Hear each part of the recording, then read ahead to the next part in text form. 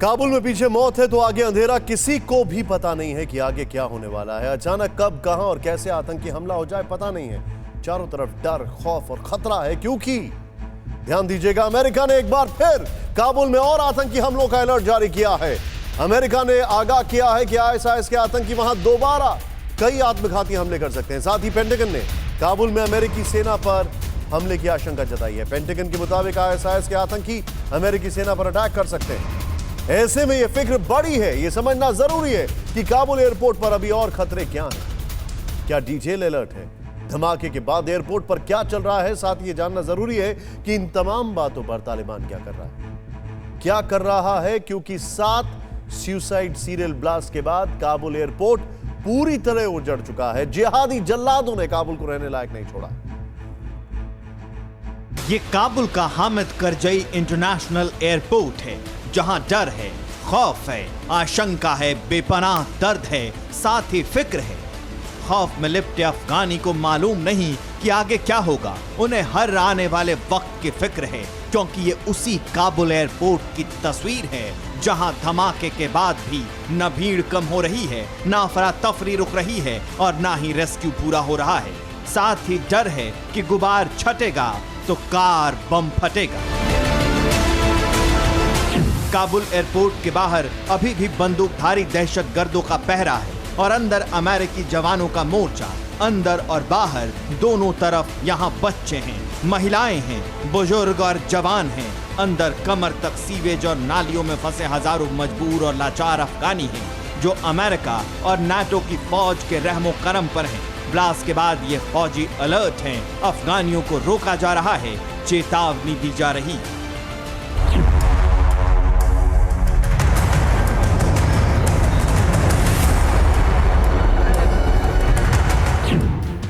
अब तो सच ये भी है कि इन अमेरिकी जाबाजों के बंदूक के नीचे भी अफगानी की जिंदगी महफूज नहीं है। जैसे जैसे वक्त बीत रहा है, घड़ी की टिक टिक काउंटडाउन का इशारा कर रही है। कई और आत्मघाती धमाके का अलर्ट जारी हो रहा है। अब इनकी महफूजियत पर आशंकाओं में लिपटे कई सवाल उठ रहे हैं। सवाल है कि क्या एयरपोर्ट पर मौजूद ये लोग अब सुरक्षित नहीं है?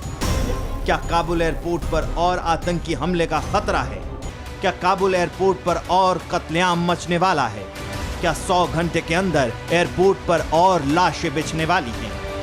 ये 4 सवाल यूं ही नहीं है। इसके पीछे कई एजेंसीज की इंटेलिजेंस रिपोर्ट है, आईएसआईएस की साजिश है, तालिबान की आक्रामकता है और अमेरिका की आपाधापी है। इसे बारी बारी से समझिए।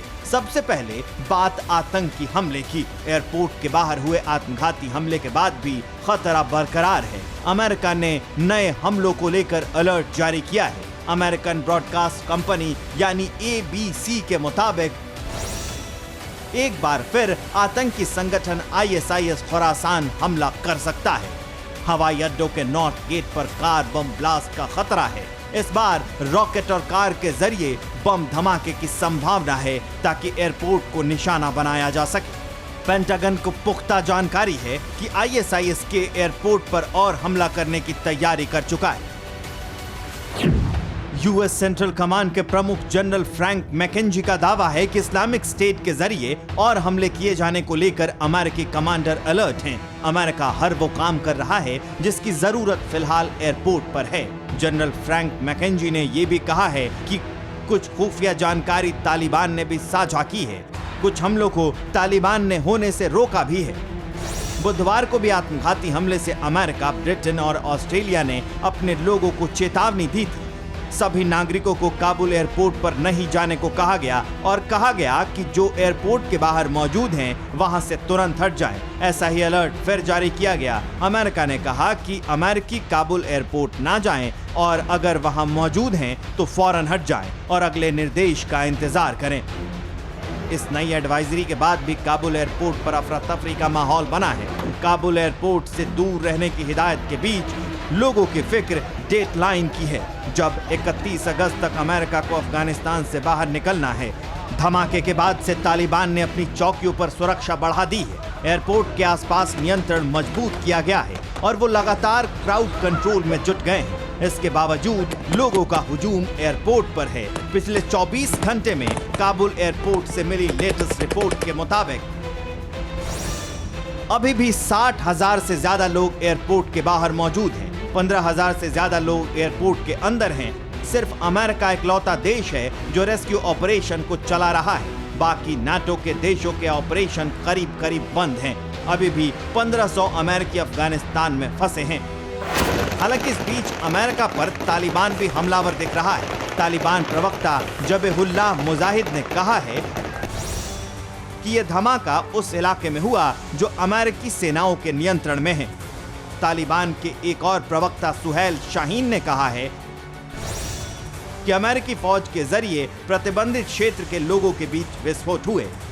हालांकि तालिबान अब सुरक्षा बढ़ाने की दलील दे रहा है, लेकिन साफ है तालिबान अपनी जिम्मेदारी से भी पल्ला झाड़ रहा है।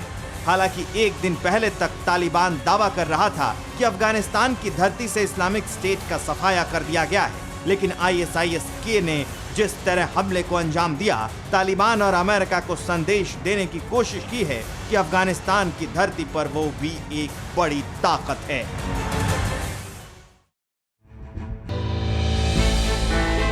हमने की गलती फिर एक बार, कोरोना ने किया दोबारा प्रहार। मास्क, 2 गज दूरी, करें अपनी सुरक्षा पूरी। कोरोना टीका हम सबको लगाना है, मिलकर साथ समझदारी से कोरोना को हराना है।